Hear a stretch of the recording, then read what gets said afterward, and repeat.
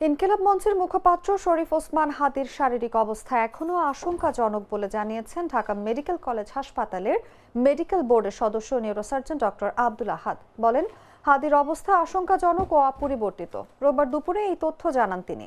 Doctor Abdul আহাদ জানান, হাদির ব্রেনে রক্ত জমাট বেঁধে আছে, তবে কিডনি ফাংশন করছে। গুলির একটি অংশ বের হয়ে গেলেও কিছু অংশ এখনো ভেতরে রয়েছে বলেও জানান তিনি। এছাড়াও এক্সপার্ট হ্যান্ড দ্বারা গুলি করা হয়েছে বলেও মন্তব্য করেন ডক্টর আব্দুল আহাদ।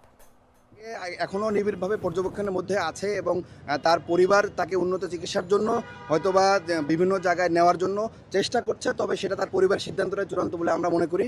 এবং এখানে যে বোর্ড, মেডিকেল বোর্ড সিদ্ধান্ত দিয়েছে যে তাদের শারীরিক অবস্থা অপরিবর্তিত রয়েছে এবং সেটা আশঙ্কাজনক। গত দুদিন যেরকম ছিল ঠিক ওই রকমভাবে আছে। ওই হসপিটালে এখনও ওইভাবে রেসপন্স করা নাই। কেস সামারি অ্যানালাইসিস ওরা হয়তো করছে, তার পরিবার অফিসিয়ালি তাকে বাইরে নেওয়ার ব্যাপারে সিদ্ধান্ত দিবে। জি, তার সিঙ্গাপুর এবং থাইল্যান্ডের যে হসপিটালগুলোতে তাকে কেস সামারি তার পরিবার পাঠিয়েছে এবং ওই হসপিটালের সাথে হয়তো কথা বলে হসপিটাল অ্যাকসেপ্ট করতে পারে, তার পরিবার সিদ্ধান্ত নেবে তখন যে আসলে কোন হসপিটালে তাকে নেওয়া যেতে পারে। তবে এটা তার পরিবারের সিদ্ধান্তটা চূড়ান্ত বলে আমরা মনে করি।